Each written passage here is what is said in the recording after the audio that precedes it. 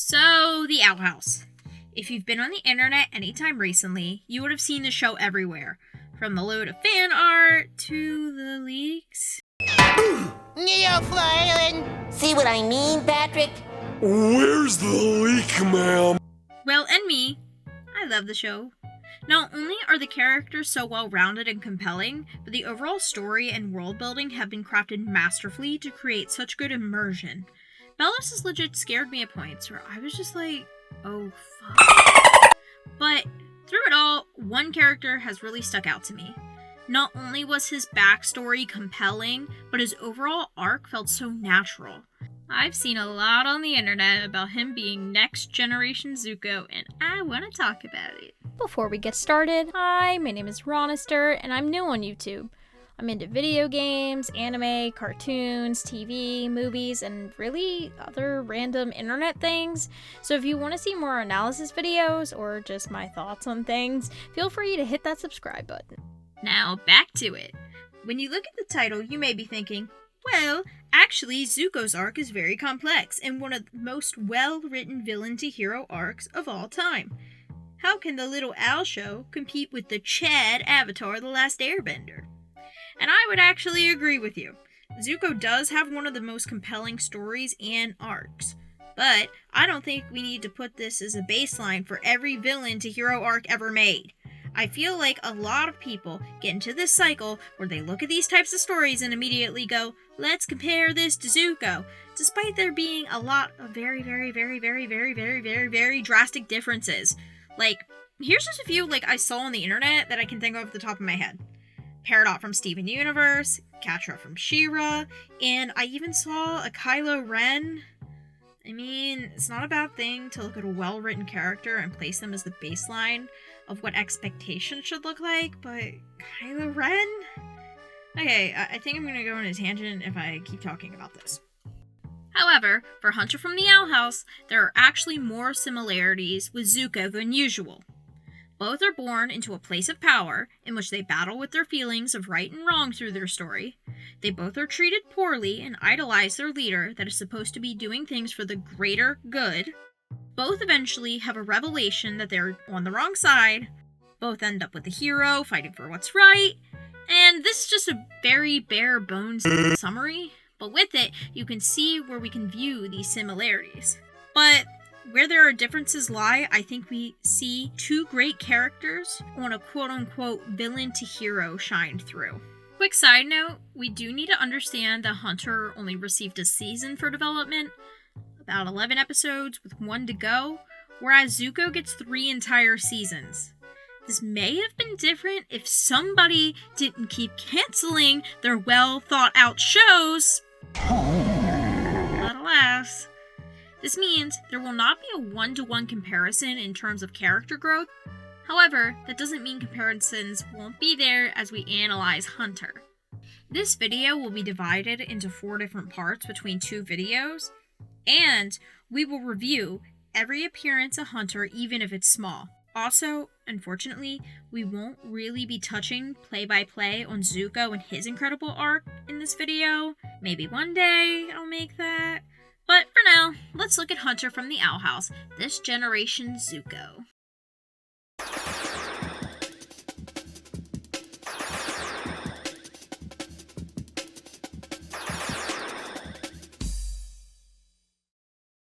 When we first see Hunter, he stands there. He's literally just standing beside Belos. Okay, but for real. His debut begins in Season 2, Episode 1, right after Lilith has been banished from the Emperor's Coven. There are posters everywhere about the Golden Guard, and Lilith refers to him as the genius teen prodigy. He always got special treatment because he was the genius teen prodigy. It's when we first see him that we get the full picture of what this means. He's first shown speaking, coming from the shadows, and talking to King about being on the Emperor's ship. He's intimidating, but not as intimidating as he's about to be presented. He emerges from the water in a powerful abomination spell. I think that's an abomination spell. If it's not, please don't come at me. The music behind him continues to set the mood as it plays a threatening tune. He makes orders and has an overwhelming authority presence. Ida and Luz fight him because a king, but he's not even breaking a sweat as he takes the pair down. Hunter makes Ida and Luz do his bidding, and the only reason they don't follow through is due to trickery on their part. He does make a few small jabs and seem childish in terms of things being gross, but despite this, his presence and intimidation as a villain does not change. His next appearance shows in Season 2, Episode 2, Escaping Expulsion. Honestly, this episode doesn't really do anything in terms of his character. He just buys the abomination machines from the Blights. This again shows his authority and power, as both Blights kneel to him as he enters. If we bring this back to Zuko, they're actually introduced as the complete opposite as Hunter is. Zuko is shown as the underdog, as he's been banished and burned with little to no respect from his crew and father, while Hunter is shown of having a place of power and respect, being shown as the right-hand man of Belos and trusted to do his bidding. Lilith is even shown to be jealous of him while speaking about the Golden Guard. In terms of a standard villain, Hunter fits more of the picture of this than Zuko does comparatively. So, as with most villain first appearances, the Golden Guard is intimidating, threatening, and by the rules kind of guy. There's not really too much else to him. That is until Season 2, Episode 6, Hunting Palacemen. As the Coven heads enter the throne room, the Golden Guard is shown at the side of Belos' throne. Just like in his first appearance, he says nothing, but being shown at the side of Belos signifies his status and importance in the Emperor's Coven. When Belos is in pain, the Golden Guard takes Belos away, and is even shown making Kikimora remain as is. He can handle this on his own. The Golden Guard is the only one to see the Emperor in his crippling state. With the amount of power Belos is shown to have over the Boiling Isles, this shows the trust placed on the Golden Guard. And here comes the revelation. The Golden Guard refers to Belos as his uncle. The implications of this may explain why Hunter ended up having his highly sought-after position. This gives our villain new intentions and motivations behind his actions. The choices Hunter has made up until this point has likely been guided by Belos directly. He may have not had a choice like Lilith or the other Coven heads to join the Emperor's Coven, but blindly followed the ways in which to please the only family we know for him to have. Which leads us to our next revelation. The Golden Guard and Belos' family suffered because of wild magic. Again, another motivation to which the Golden Guard serves blindly under Belos. With the combination of these facts, it makes sense why his disdain for wild magic and obligation to follow Belos' orders without question occurs. We skip to where Hunter is taking the Palacemen, where the audience already understands his intentions behind this. He's shown as exactly as the same as before. Angry for Luz going against him, intimidating by threatening Luz for her actions, and a following orders soldier. However, the ship is attacked and the Golden Guard goes down with it, which leads us to the Golden Guard's face being revealed. Oh, fun fact by the way, if you look at the pilot, there's always been intentions to have this scene, except Hunter looks like this. Now look at the actual scene. Pretty cool, huh? For the first time, I believe we get to grasp how young the Golden Guard is. Luz even says he could be a student at Hexside, and the Golden Guard actually licks her hand to get it off of him. He's literally a child soldier. Dude, that's messed up. If we rein this back to Zuko, he was a relatively young soldier too. Born into the Fire Nation as a prince, Zuko was banished and burned at the age of 13. He's the leader of a group of subordinates set out to complete an impossible mission of finding the Avatar. He was a prince-turned-soldier, despite not asking to be.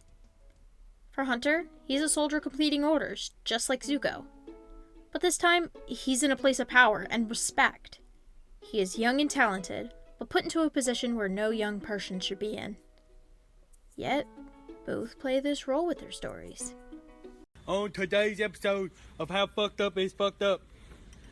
That's fucked up. Though the Golden Guard is still seen as hard, guarded, angry, and untrusting, when talking to the other members of the Emperor's Coven, without a mask, he is seen as weak, implying nobody knows his face. It's almost odd, because you'd think one of the most highly ranked people in the Emperor's Coven would be known by this point, but he's a nobody. Isn't it a little late for you kids to be outside? Yeah, go home before we call your parents. And on top of that, he doesn't even have magic. Now, he still has athletic abilities to keep himself up to par, but in a world of magic, he's weaker than anybody anticipates. This happens with Zuko through his series as well. When being compared to his younger sister, he is shown looked down upon by his sister and father. While Azula remains strong and a quick learner, he's barely keeping up with the basics. However, the slight difference again goes with perception. Hunter is seen as weak yet strong, though this changes later, but I'm getting ahead of myself. Despite everything, Hunter resigns to temporarily teaming up with Luz. Here, we learn a few more things that give the Golden Guard depth. Even without magic, he's an avid reader and intelligent. He shows interest in glyphs, knowing they're wild magic, but shuts himself down, being afraid Luz will hurt herself. Again, tying it back to how his family used to be powerless without Belos and the artificial staff. We also know this concern comes with believing wild magic allowed his family to suffer, which is why the red bird palisman repulses him immensely when it comes to his side. After Kikimora is down and the palismen are free, the Golden Guard turns his staff against Luz. Luz immediately believes he has negative intention and that he's just the Golden Guard. However, he opens up with his name, Hunter. This is the beginning of showing the Golden Guard is not just a masked, evil being of the Emperor, but he's a person with complex feelings and softer than we may know. Especially when Kikimora attacks again, he allows Luz to go free. This reminds me a bit of the beginning of Zuko's arc. In the episode The Blue Spirit, despite everything we know about Zuko, he saves Aang from the Fire Nation's grasp. He may have had selfish intentions, but he goes against his whole nation in a mission to save Aang. He is even almost captured himself after being hit on the head. Despite his orders and morals, he goes against these to save Aang and is saved in turn by Aang. Again, I'm aware this is done selfishly for the purpose of bringing the Avatar to his father for his own glory, though Hunter technically lets Luz go free for his own purpose of wanting vengeance from Kikimora for attacking him, so they definitely fit together with similar intentions. For this, Zuko does not face any immediate repercussions for his actions. See? No consequences! But Hunter does experience the consequences of letting Luz go free. Hunter is seen in front of Belos as a disappointment for not retrieving the palisman. We see the way he is treated by Belos by almost pleading with the Emperor about his attempt to assist, but is swiped at and forced to calm down.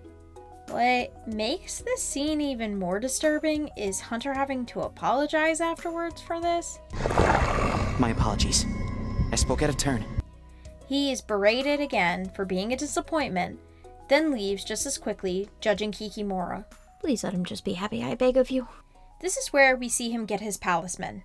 Like everything else, he's skeptical at first and begins to squeeze the bird. However, the bird chirps and he apologizes.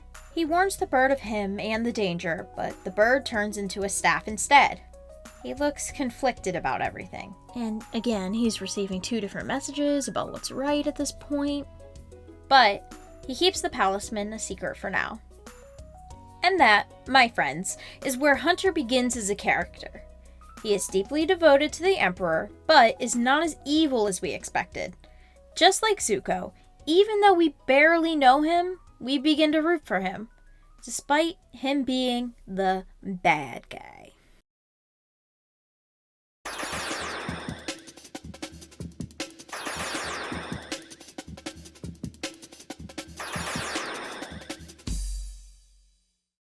With every good villain to hero story, we need a place of confliction of current convictions.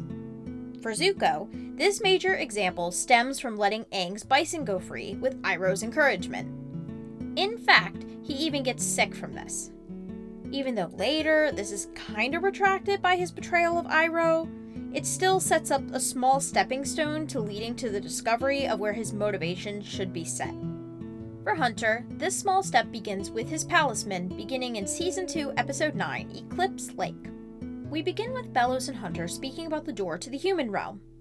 His palisman tweets by his side, and Hunter shoos him away. Hunter comes out from his hiding place and speaks to Belos, bringing up why he was replaced at the operation at the knee. Belos says the Titan has big plans for him and to remain at the castle, as it would be a hassle to find a replacement. The look that shows on Hunter's face can be described as nothing less than terrified. And the way Belos speaks, we can clearly tell there is a greater meaning besides his verbiage. The scouts carry out orders, and you, well, the Titan has big plans for you, and it would be such a hassle to find a replacement. Hunter, determined to prove himself, tells his palisman that he will go after the Titan's blood, contradicting the Emperor's orders for him to remain. I can't believe I did this! Mother would be so furious. This works until his palisman pushes him in front of Ida, Amity, and King. His palisman, in a sense, is a sense of support to Hunter throughout this episode, even though it may not look like it initially. For this episode, he follows Hunter around while Hunter remains snarky to the birdie. He listens to Hunter while he rants about his plans. He pushes him in order to assist him to get to the Titan's blood. He tries to help Hunter up as he wallows with having no results, tweets at him as he takes Amity down, and fights alongside him as Amity attacks him. There are small key moments of understanding of Hunter spread throughout this episode. He voices that he fears failing because he doesn't want to disappoint someone special. We're both trying to show what we can bring to the table, and we can't fail, because there's nothing worse than disappointing someone who thinks you're special. He manipulates Amity to be let go to reach his goal of getting the Titan's blood. But what really stands out is a joke bit as he begins to dig his grave at the dried up lake. He states, everyone has a use, and if they don't, plut, bye-bye. So, essentially, if you learned one thing this past weekend, everyone's replaceable. Even through his status and ranking, Hunter knows that he could be replaced. Belos inadvertently threatened this earlier in the episode, and with him disobeying direct orders, he could be next. And I know this could have deeper meaning because of what we know later, but we're not going to talk about that right now. That's a surprise tool that can help us later. That is until he sees the key around Amity's neck and lunges at her. He ends up partially successful. The key is broken with only a bit of Titan blood remaining. The small change of things comes with how Hunter begins to treat the birdie following him around. At the end of this episode, the bird perches on his finger, and without any snark, he is content the palisman stayed with him. For the first time, he's open to something divined as wild magic. He's not on guard, and he isn't defensive, just simply begins to open up to the little bird. He ends with the beginning of understanding of what the bird is saying. A new openness to a magic that he believes to be the downfall of all witches, including his family. Which leads us to Season 2, Episode 13, Any Sport in a Storm. We begin in Hunter's room with him trying to repair his previously destroyed cape. Oh, quick side note, if you didn't notice, he's got Sprig from Amphibia under his pillow and Remy from Big City Green in his room. And I'm not gonna lie, I initially thought Remy was Erwin from Billy and Mandy, but hey, at least I fixed it. Answer the phone, Erwin. I know you're there. Erwin? Erwin? Erwin, Erwin, Erwin! Just as in the previous episode, he's openly communicating with his palisman and actually smiles as Flapjack lands on his shoulder. Aw, they're so cute. I hope nothing bad ever happens to Flapjack and Hunter. Guards knock on his door, and Hunter receives a letter from Belos. In this, he has been given a test to lead the Coven Heads. He walks with determination to the other Coven Heads to begin the meeting, but is promptly ignored by everyone. Technically, with the exception of Rain, but he quickly is taken away. He is spoken down to by Darius and openly mocked. This relays back to my earlier discussion on how Zuko was treated by his superiors, and in this instance specifically Zhao. Despite him being a prince he was spoken down to, called nothing but a spoiled prince. You're more pathetic than I thought. You stopped me. Impossible. And you're just a banished prince. No home, no allies. Your own father doesn't even want you. But in his eyes, you are a failure and a disgrace to the Fire Nation. With Darius understanding and knowing relation between Hunter and Belos, he says something similarly condescending. We decided to reschedule the meeting, so go play arts and crafts, or whatever it is you do. Oh, looks like you've already started. Emperor's nephew? I knew your predecessor. He was my mentor, one of the strongest witches I've ever known. But you, And I say, you don't deserve to wear that patch. It's unclear how much Darius does know about Hunter. It seems as though he recognizes Hunter as Belos' nephew, but not quite as the Golden Guard, due to his shock at seeing Hunter try to mend the sigil on his cape. However, we come to learn he did learn from Hunter's predecessor. With later context, we understand this is likely the Grimwalker before Hunter. And Darius is already aware of that secret that's kept from Hunter, but we're not there yet. After the berating of his character, Hunter seems lost.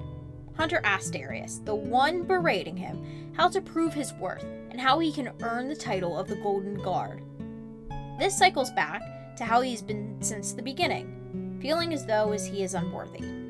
Just like he said in the prior episode about needing a use. Despite not having authority over him, Hunter complies to Darius' request to find new recruits.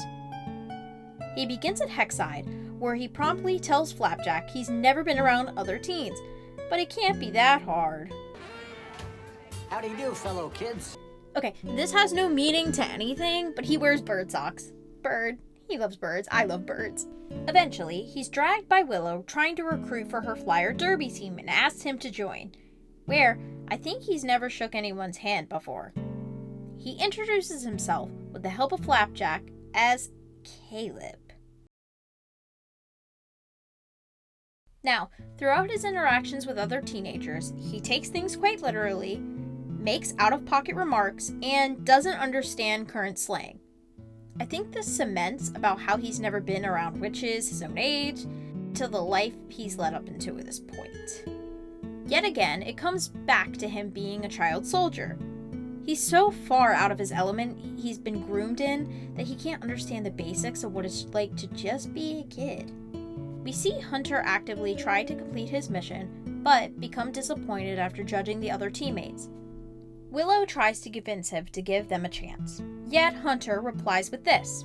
Well, where I come from, even chances have to be earned, especially if you're considered half a witch like me. This goes directly back to the continuous theme of Hunter's insecurities, especially since he doesn't have any magic. Regardless of everything else, he needs to prove himself to be worth anything. And that's why, after the others prove their worth, he immediately calls Darius to recruit them before the match. There's nothing really new to look at besides just such a cute little scene of them playing Flyer Derby. Honestly, I think this is genuinely the first time we get to see him just being a kid. Just look at this. Aww. Once Hunter reveals his true intentions and motivations, the Flyer Derby are taken away and placed in a cell. Hunter rants to them about how this is the best thing for them, how anyone would be pleased and content to be a part of the Emperor's Coven. His mindset is one-tracked, based off of what he's grown up to believe and understand under the thumb of his uncle. He may be questioning things slightly because of Flapjack, but cannot see any different point of view. Gus even remarks how friends don't stab each other in the back, and Hunter replies with how the Coven heads do it all the time. Even this small thing is seen as the moral right in his eyes at this time.